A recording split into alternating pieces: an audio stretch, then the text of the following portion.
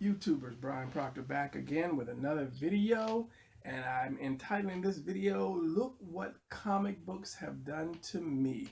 Okay, now this video was inspired by a couple of subscribers that said that I should show some of my art, and another one who was really interested in doing art to make money. He saw that video and he'd been writing back and forth, so I said that I would do this video to show you guys exactly what it was about comics that got me going and what I got out of comics to create these pictures. So basically, yes, this one is about showing my art, and I've got a couple stories to tell you guys as well. So this is my snazzy t-shirt here that I did. I wanted to kind of have a symbol for myself and for my company, so I did this like robot like looking unicorn thing, and this was just this was in paint, fabric paint. So this is not a print with the paper. So I guess I'll start out by telling you how I got into comic books. My uncle was in the Vietnam. He went to Vietnam, and my grandmother would send him comic books, and that's how he learned to read. So after he returned and he died later, he gave them to my other uncle, his younger brother. So I think it was about 7 or so that I would go into my uncle's room and I would look at the comic books, and he was always, don't go in my room, don't touch those comics. I guess because that was his big brothers. But I kind of got interested in it, and I kept going back in and kept going looking at it, and finally he gave them to me. And what else did I do but cut them up, cut the little pictures out and play with them, you know, like they were fighting. And these were the original ones. These were like the 5-cent ones, the 8-10 cent comics. So if I knew back then what I know now, I would have bought a house with those things. But it was like mainly Flash. He liked the Flash, and there was a couple other DC titles. So, but that's how I started getting comic books, is by looking at his. But then I started tracing, because I didn't know how to draw, but I wanted to have those figures on, you know, different papers. So I started tracing them, and after a while of tracing, I tried to draw them out myself by hand, and you know, they were all wrong because I knew nothing about anatomy, and I would always see something was wrong, but I couldn't really figure it out. But as I grew older, I understood what it was. I used to have the shoulder, they were all crooked. It's just, I never really studied. So I ended up buying anatomy books and studying anatomy, and it just kind of went on from there. So yeah, that was my introduction to comics. So if you guys are starting out, you want to learn how to draw, the best thing to do is get some tracing paper and then just start tracing the figures out. Because I used to trace them out and I would put my own costumes on them. So even early then, I wanted to do superhero things, and that's why if you looked at the last video, I made myself into a superhero with my own team. So, and something I left out about that, when you create your own superhero, you write your own stories for that. You don't have the same old, this is Wolverine fighting somebody, this is your character, your powers. You put them in a different realm, it's a different story. So that helps you to become a better writer, because your mind is open, because the character is new and fresh. So you're writing from the to ground, and don't worry about if it's, you say it sounds bad, this is a stupid story. Write it down, keep it. Later on, as you become a better writer, you can go back in and change it, but you have kind of an original story to go with your original character. So let's start out by showing you some art. And one of the things I did started out with was helping people to do their stuff. I helped a lot of people, and nobody that I know of actually published it. So if you are a writer, and this is advice for you writers, if you are a writer and you cannot draw, and you're looking for somebody to draw your story, and you say, okay, can you draw the first 5 or so pages? And they do that, chances are your book will never get published unless you get somebody that is on board 100% with your story. They love your story, they want to see it go and get out, and they're constantly doing it. But if you can only find somebody to do 3 pages, 5 pages, 6 pages, you'll never get your story together. So don't be excited about, oh, I got somebody to do a couple pages. You have to get somebody that's dead on, that loves your story and is going to stay with you. So until you do that, don't settle for somebody drawing 2 or 3 pages. It's fine for somebody to develop your characters, but as far as your story and your book, don't do it. Don't do it. It's got to be your baby, because it's not their baby. They don't want to take care of it when it starts to crying and it's getting in the way. They'll call you. They'll take forever. And I'm guilty of that myself, taking forever to do a lot of things for other people because I have so much to do myself. Okay, so without me rambling, let me show you some of the pictures that I did. We'll start out with the comics and we'll go on from there. Okay, so this is one of the earlier ones that I did once I discovered what comic book paper was and how to do panels and so forth. Now the story behind this was I drew it up. I considered myself a penciler. I didn't know anything about inking, and I was going to a convention, and I didn't want to take the original pages. I knew nothing about that. You can take original pages. They want to see that, but I tried to photocopy it, and because I drew with a very light pencil, it wouldn't photocopy for anything. So I just inked it, and as I said, I didn't know anything about inking, so I just basically just put a pencil line around the ink line around the pencils. And then I took it to the convention and I showed the guy, and he was like, he said, what are you trying to do? I said, I'm trying to pencil.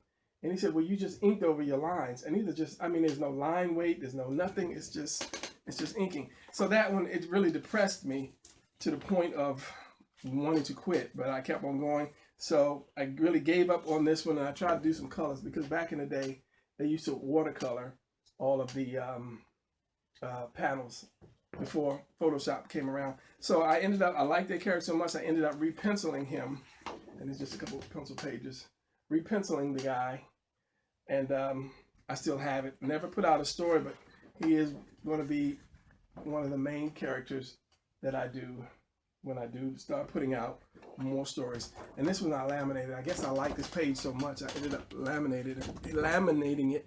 So hopefully you can see what's going on in that page.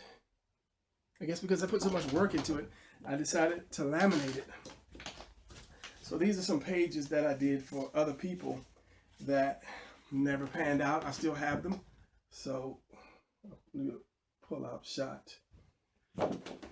And these are inked. I don't know if I was going to ink them for the guy or not. I don't know what happened to the guy. I don't know. I don't remember what happened, you know, why I still have the pages. Maybe he just disappeared. But as I said, I've done a lot of stuff for different people.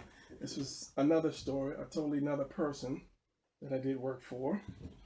And this guy had money, because when the internet first came out, he was one of the first ones to jump on that. So he had big money. He made videos about him and his friends. They were kind of like Kung Fu Three Stooges guys, and the videos were pretty funny. So they wanted a comic book out of it. So they contacted me and to do the comic. But they had a lot of people working for them all over, like the world, really. And then somebody sent an email dissing the guys.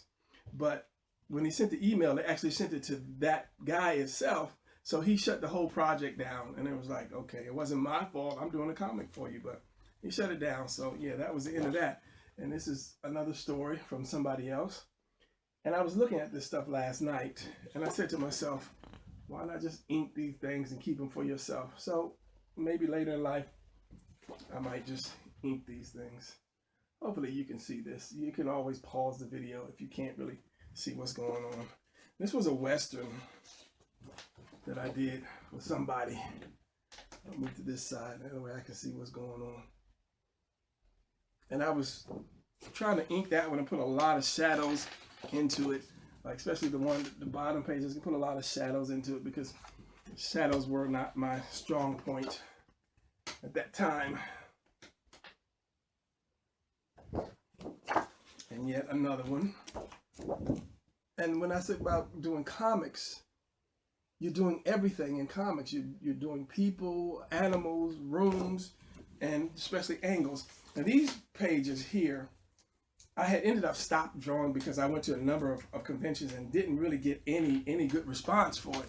So I had stopped drawing for a while, which, you know, I think twice. But the first time, my friend, we weren't really that tight, I guess.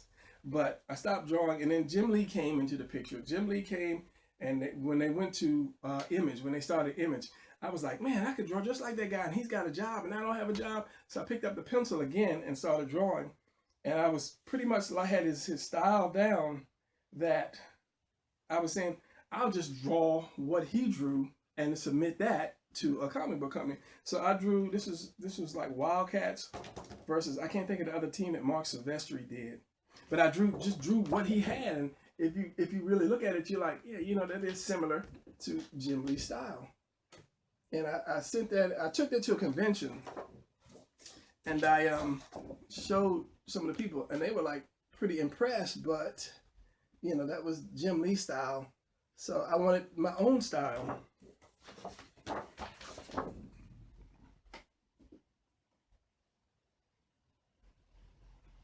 So, but somewhere along the line, I ended up stopping again for whatever reason, because the comic book thing wasn't panning out, or the companies that I tried to get to weren't panning out. And I saw a lot of people that were making it in the companies that really didn't have that type of talent, which I would say, you know, I had more talent than them, being, you know, but I gave up. I gave up.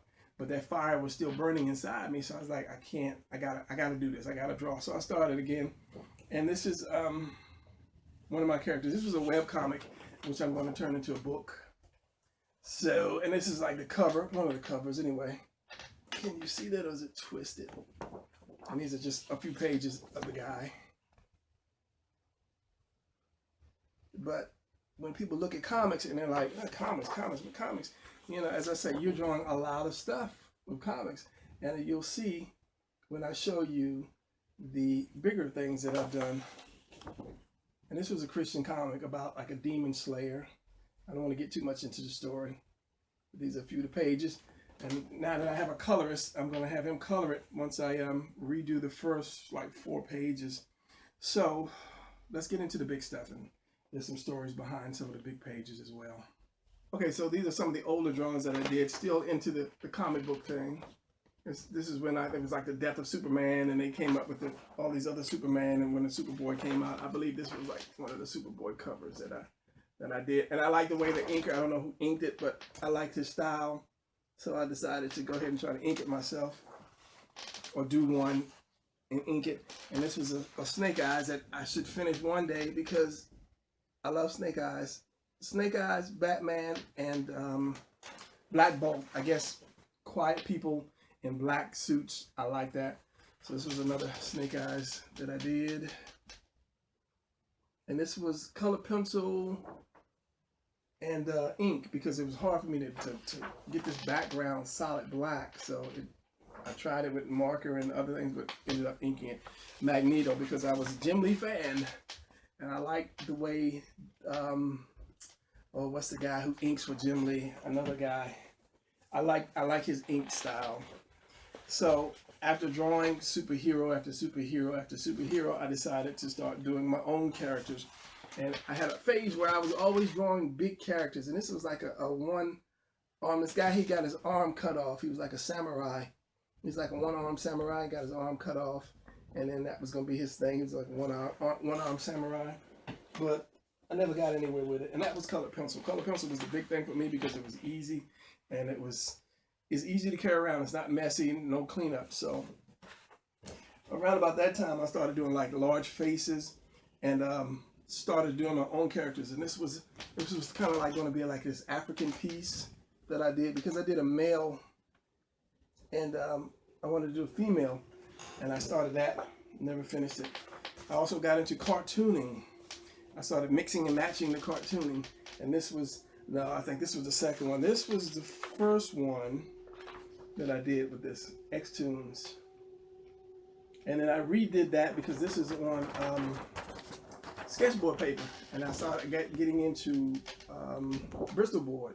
So yeah, and I changed the carrot to the cards, but then I switched back later on and gave him the carrots, and that was Grabbit, Duckclops, and Tazarine. So, but I've done that with a lot of like the Flintstones, is like Superstone, and George Jetson is the Batson, and I may pull out some depending on how long this video takes. What is it, 19 minutes now? So I want to keep going. I don't want it to be too much over 30 minutes. So as I say, at that point, I started developing my own characters, and I worked at a art school for a while, and I developed a character for them, but I left before I could actually really give it to them and they get it going. So yeah, I still have it. And this is one of the characters I have. And then one thing about doing comics is portraits. Portraits is a great way to make money, because realistically people are vain. You know, you can tell now by how many selfies a person takes, but if you draw a picture of somebody, of their family, you can make good money. So a good thing to do is just download some pictures on Google Image, some people, and just practice drawing these people. And if you go to the mall all the time, you can ask somebody, can I set up a little board here, a little thing here, and I could just do some sketching, because I'm sure everybody went to the mall before and saw people doing sketches. It doesn't have to be exactly. I've seen a lot of people do cartoony sketches as well, and that is a really good money. You could just walk out cash money, no taxes. Don't say to the government that I said that, but that's a good way to make money. Portraits and doing comics, you're drawing everybody, every kind of race, every kind of expression, every kind of anything. So comics is a good thing. Okay, so this was my first real test for using watercolors, because I never did like watercolors, as you saw on the first pictures that I did, the comic pages that I did. But this was done by artist Don Hillsman. We became friends through my friend, and I would go out and I would hang out at his place, and I would ask him, oh, give me some of that, because he had tons of drawings that he did, like any artist, and just doing it to practice, and practice his inking. And he had a lot of them, and I was like, oh, give me that. Can I have that? Can I have that? Just to kind of study his inking, the way he did it. And he gave me this one, and I watercolored it one day, just playing around, and I'm like, wow, I could actually do watercolors. I don't know if this is focused or not, but the colors that came out in the legs, that it surprised me. So I ended up laminating it. So that way I knew that I could do watercolors. So later on, I started doing more watercolors. Take this one for instance. This was, I might have to pull back. This was Geisha Girl. I started, and you might have seen the small version, because I started this one. And let me stand so I can make sure that you see what's going on. And I started this one, and because it was so big, I figured it was going to take a while. So I did a smaller version of it. And I'll show you the smaller version of it as soon as I can find it. Okay, so here's a smaller version of the large version that I did. Let's see if I can get the large version back. So I started this one, and then I just ended up redoing it smaller, and then just putting a lot more detail into it, because it's small and it would have took me forever to do that kind of detail. But I may do it again or finish it. I'm not saying that I'm not going to finish it. I'll just finish it later. Okay, and in the other video, I showed this picture, the how to make money from your art ability. And I said this was Zealot. It's actually Void. I just want to show that again, because this one is Zealot. And as I said, this another color pencil. I've always had a thing for color pencil because it was easy. And I'm still a big Jim Lee fan. As I said, I had his style down, and I just drew what he did in the beginning to get myself together. And that's one reason I drew for a lot of people for free, because it was more of, I don't have to really worry about it because I'm not getting paid. So if I do a little mess up, it wouldn't matter. And for me, when I do stuff that I don't really care about too much per se, then it comes out better. So that's why I decided to do so much for so many. But as I said, nobody got those things published. So I was like, forget it. I'll just start doing my own. Okay, so let me just start showing you some of the bigger pieces, because I don't really want to be like 45 minutes of just showing pictures. Somebody will stay and see the whole thing, but let me just show you. So at some point in my life, I had found a place, a framing place, a frame shop, and they framed really, really cheaply. So I started getting a lot of stuff framed, and then I started to do, because of that, I started to do more of a detailed drawing, stuff that you can frame and put in your wall. But I still did some comic stuff. But this is one picture that I did. I have to stand up for this one. Just, I had the idea of doing that, but then somebody was like, oh, the ring is upside down, and they are right. It is mounted upside down. But nevertheless, but then somehow a hole got poked into it right here, and that like pissed me off. So I just still got it. All right, so another color pencil. This was framed. Hopefully the camera won't mess it up. The blur won't mess it up too much. But this is a color pencil for Zeta Conan color pencil. Yeah, the camera's blurring it. And this was another color pencil, Muppets. Camera. So, and this took me about 6 years to do, because I started the top, him and his and the hat, and I stopped. And then I always do that. And I came back later and I said, finish that. So then I started down here, but I couldn't get that fur the same as this. If you didn't have this blur in it, you'd see it. And then I stopped again, and I went down there, and I couldn't get that fur the same as this and this. So, but I mean, it still came out as for a color pencil picture. As I said, these guys are framing really cheap, but I moved away from there, so I don't know if they're still around or not. This is a Magneto that I did in ink pen. This is all in ballpoint pen. This took me a while because I remember at that time I worked at I was working for security at CDC, and there was one particular type of pen that I used to do that. So I went around on everybody's desk looking for the type of pen, and you know, I used their pens up to finish this thing. And so I had it framed. I laminated and framed it because it took me forever to do. So on to the next. So this one is another Jim Lee piece. This was a death blow. This is back when I was like a Jim Lee fanboy that I did this. I did this in pen and ink, color pencil, and then airbrush the background. And I'm sorry about the glare, but that's just how it is with the camera. As I said, his style and mine were really similar at that point. But I've since changed because I said I stopped for maybe about a year doing stuff. And then I started again because the fire was burning. So now let me show you quickly the big pieces that either I have not finished or finished and not got framed, or have no idea what I'm gonna do with it. So here we go. This was a fat pink baby that I saw online. He's got like this teddy bear suit on, which I need to finish one day. I don't know if I actually downloaded the picture or not. I need to find it so that I can finish it. And I'll move through these quickly. I thought it'd be a great idea to do a zebra on black paper, just black paper, and this is just like white paint. Just did a zebra face. You should be able to, there's the nose, and there's the eyes here, and that's the back of the body. So yeah. And I was in my large paper mood. This is all like poster board type paper.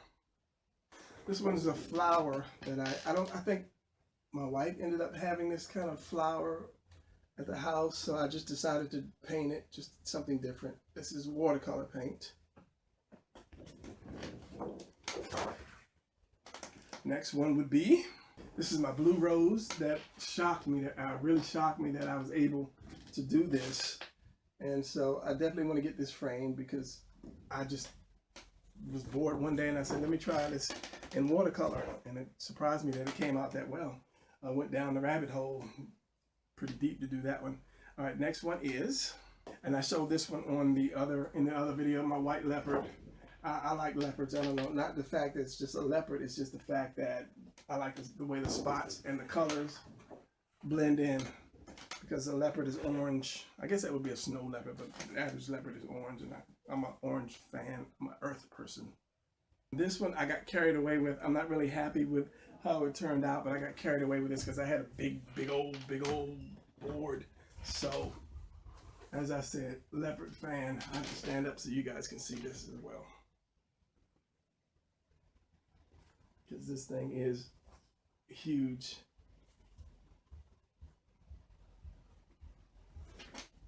Yeah.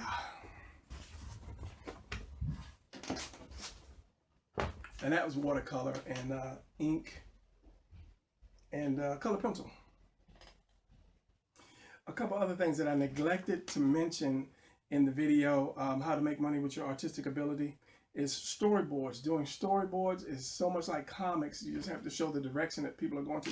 That's a good way to make money. And also coloring books. I've seen so many coloring books that just had really crappy drawings that I decided to do my own superhero coloring books.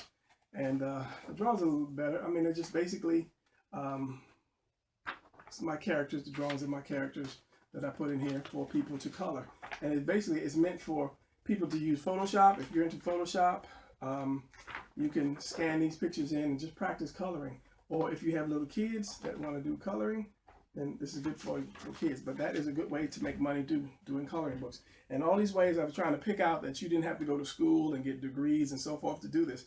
If your drawing skills are good enough, you can start implementing some of these things right now, like portraits, coloring books, comic strips, all of those things, to start making money. Now, once you advertise enough, get your name out there, then you start bringing in clients, then you start making money, especially when you do portraits. I've done portraits, but I don't have any here because I gave them away, but that's why I do little portraits of my own. So let me just flash some of these pictures here, and then we'll just be done with this video. pencil and the silver, not the silver, the gold pencil, and color pencil as well, unfinished. This one was ink and watercolor. What is this? This is the fruit basket. This was it was commissioned. Somebody wanted, it had a drink. It was all natural stuff, and they told me about putting all the stuff in a basket, but they wanted a picture for the bottle. And when they saw that, they loved it, but then they used it, but I don't know if it didn't print right or something, but they actually took a picture of the exact drawing with the exact fruit and plant and so forth, and they used like a photo of it. And this one I showed you in the other video, if you watch both videos. And then we'll just keep going. This is, I like dark pictures. I like trying to do that. Problem is, it's hard to get a straight black background. So I ended up using marker. I don't know how many times I went over doing marker with that thing. I think I showed you this one. This is just, once you learn perspective, this is just pen and ink. And these trees, doing all these leaves in these trees, that was a colossal pain, because I didn't want to just skimp on the detail in these things. My leopard, I need to get this framed again, or framed period. And this I just did it. I don't know why. I don't know what I'm going to do with it, but this was just a girl on a big piece. So I'll do something with it eventually. And then the black paper again. This is oil pastel. I'll stand up, pull back. This oil pastel. Just saw a picture of a panda. I think it was on an old calendar, and I decided to do it. Another zebra, because I had all this paper right here. Stand up and pull back. And this is just a white pencil. This is not paint. This one's white pencil, because you can see how it fades out right here. And this is basically my symbol. And I think I saw Jim Lee do a Batman like this. And when I saw it, it reminded me of those old gangster movies. And I put a guy with a suit on and put the light on him and show some, a little bit of suit, because you're not just going to be blacked out completely. You're going to see some light reflecting off something. So,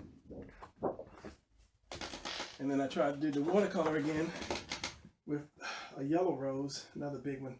I didn't like the way, I kind of like the way it came out, but when I put the brown in the background, I kind of didn't like it, so it's still here. And of course, everybody does the dots. Surratt did the dots.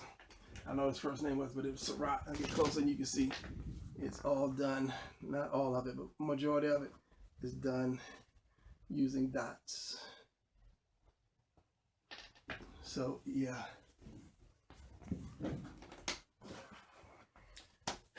And we're 35 minutes into this video and 6 seconds, and I think I will show you one more if I can dig it up and it's worth your time. So just hold on and I'll be right back. Children's books. I almost forgot about the children's books. And let me show you a couple of these pages while I tell you this story. One reason I got into children's books. These are the books that a couple pages that I'm still working on. A couple books. I have 3 books out now. They're all on Amazon. If you type in my name, Brian Proctor, in Amazon, it'll take you to where all my books are. But one day I was looking at the Antique Roadshow. And for those of you who are young and never seen Antique Roadshow, Antique Roadshow is a show where if you like go into your grandmother's attic or great-grandmother's attic and you find something old, a sewing machine or something, and you take it to these people and they appraise it, they'll tell you, oh, this was a Singer sewing machine made in 1975 and this thing is worth $800. And you're like, oh, okay, it's $800. So I was watching the Antique Roadshow, and a lady came in there with original pages from a children's book. And she showed it to the guy. He was like, oh, this is from such and such book. This book was already printed. He appraised those pages at, look at the camera when I say that, $2,000 per page. That's what got me into doing children's book. I'm like, I can do a children's book. So I started to do children's book. And this is from a totally different story. This is one story. And this is another story here. So yeah, children's book. And you don't have to be all great comic book genius to do a children's book. Just make it fun, colorful, and the story is exciting.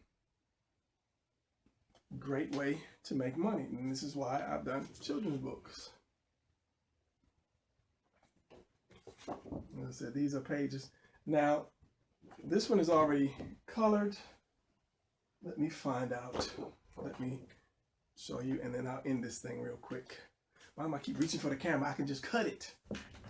All right, so this story is the pages from this book here, which is, I'm having a crappy time trying to edit the thing. So once I edited it. Once I get it edited and back to the printer, then it'll be out and ready for sales. So yeah, that's was that. And this is it. And it's all colored in Photoshop too, because it's easier to Photoshop. But if you do children's book, color it by hand, which would make the things more expensive because you've got the drawn, inked, and colored photo. So that is it for that. I have a lot of other art, but I just don't want to bog you guys down. I have like an hour worth of me showing you all the stuff I have. So remember, children's books, coloring books, comic books, what else did I say? Storyboards, comic strips, all these things are a great way to make money. And all this art is done because I learned how to draw comics. So I took what I learned in comics, translated it to doing detail art, portraits, children's books, coloring books to put out there to make money. And you can do the same thing. All it is just time and practice. And then now that your mind is open, when you say, "Oh, all I know how to do is just draw comic books," but now you take the knowledge you know or have to do comics, and you do more. And don't forget about T-shirts. You can do T-shirts too. All this stuff you can do on your own without a college degree and going to school and so forth and so on. So with that knowledge, I thank you for looking at this video. That's 39 minutes and 44 seconds. And go out there, do some art, make some money, be the next great artist. All right, I'm out. I'll see you in the next video. Peace. I want to just throw this in as a footnote, just to close this off on a good motivational note. I heard that someone once said that the richest place on earth is not the diamond mines or the oil fields, it's the graveyard, because so many people with $1 million ideas died and did not try to get those ideas out. So please don't make the graveyard any richer than it is. If you have an idea, go for it. Go for it. Don't listen to anybody. What you can't do, what do it. Go ahead, get your stuff together. Go ahead and do it. Don't die not trying. At least try. So that's it for my little bit of motivational speech. See ya.